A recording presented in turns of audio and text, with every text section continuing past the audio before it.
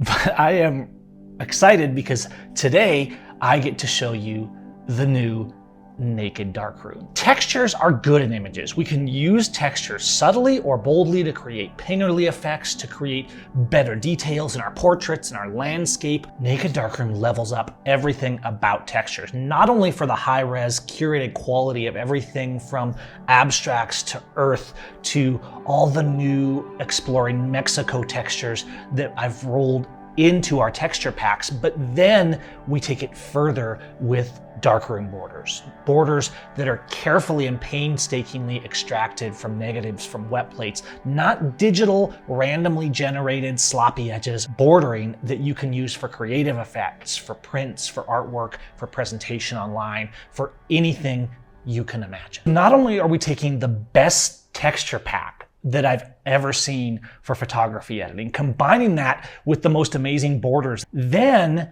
you can take those and use them in any layer-based editor, whether it be Affinity, whether it be Photoshop. But if you're using Photoshop, then it goes even further, and we have the Naked Darkroom actions. And these make it so you can do borders and textures not only efficiently, but more creatively than you ever imagined, because it does all the heavy lifting for you. It lets you place textures and borders and modify them and create and build and stack. I think some image makers, particularly experienced photographers, will kind of start avoiding textures because they'll be like, no, I did it right in camera. No, that's cheesy, it's tacky.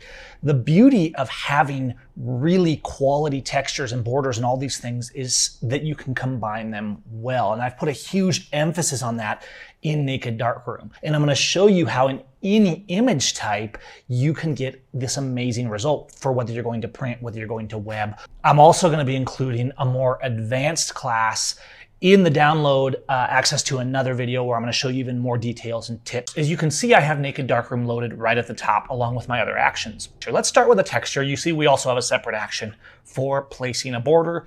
And then we have all these tools in between to control both of those, which I'm going to show you in just a minute. What a texture place is going to do is it's going to ask me which texture I want. Let's go to Earth Textures and take something like the green shine. Okay, so I'm just going to double click it. It's going to load that in, and you're just going to drag that texture. It's going to automatically put it in there. You're going to drag the bounding boxes of the texture to put it where you want. Then just press enter, and that's all. The action's going to do the rest, and it's going to overlay. Okay, that's kind of ugly.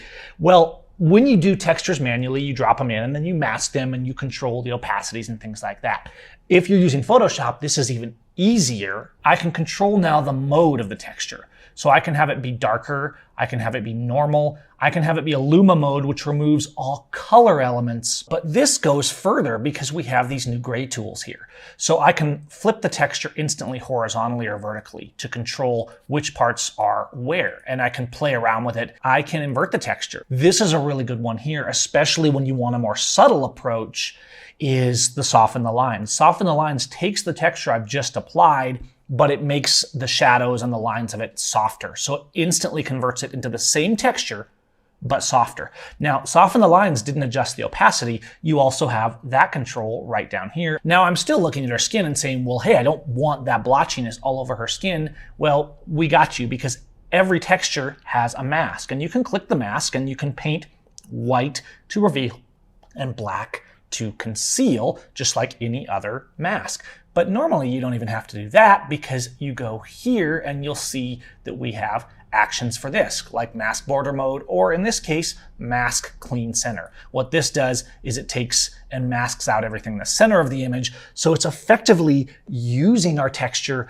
in sort of a vignette sort of mode. But now what do I want to do? Well, let's say I'm going to put this on Instagram, or I'm going to print this maybe, and I want a nice border on that print. I want something more than just a basic print, because I can go to the border image place. This takes me to border mode, and I can just select any of the darkroom border. And let's take something fairly simple like rounded slide. We'll look at some of these wet played and more intense and gritty borders soon, but let's use something a little simple like this here. Now again, it's going to place it. We're going to drag the border to fit it exactly the way we want, with the amount of edge we want and all that, and just press enter. And there you go.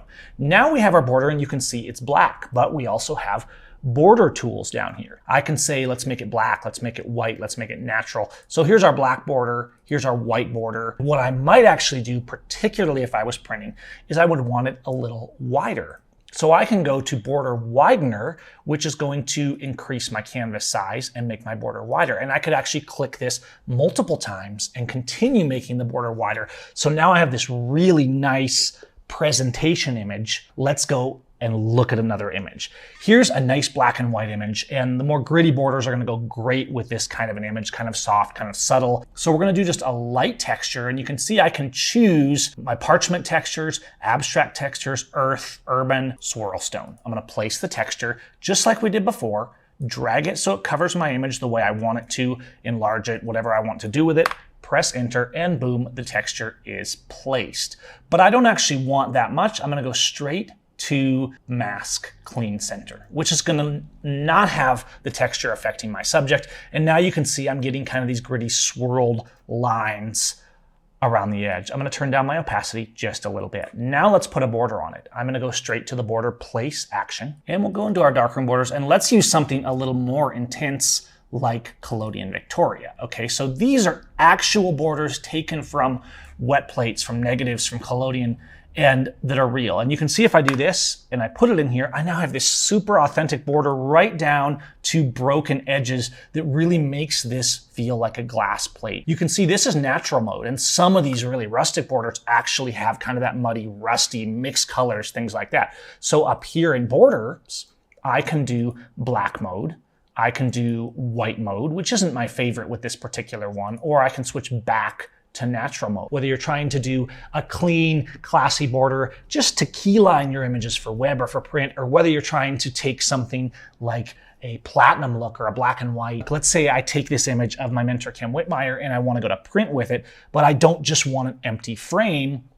I could go, no, let's put a border image and let's use something clean like a negative 4x5 classic. Double click, I drop my border in, and rather than just a straight edge border, this is giving me kind of a contact print look. If I'm printing on white paper, well then I'm probably gonna go a white border and use it like a real contact print. In this case, I'm gonna widen it one step up, maybe even two, and I now have this lovely border, and I could print this and go straight to frame, and the details are phenomenal. These aren't blurry, junky edge borders. These are clean. Naked Darkroom allows you to finish the presentation of your images better. Whether you're going to print, whether you're going to web, whether you're looking to add a grungy or a painterly look using more intense textures, or just a soft, gentle complexity to whatever kind of image you're creating, finishing it with borders, with edging, and it makes all of that real, darkroom-based, easy, and natural with results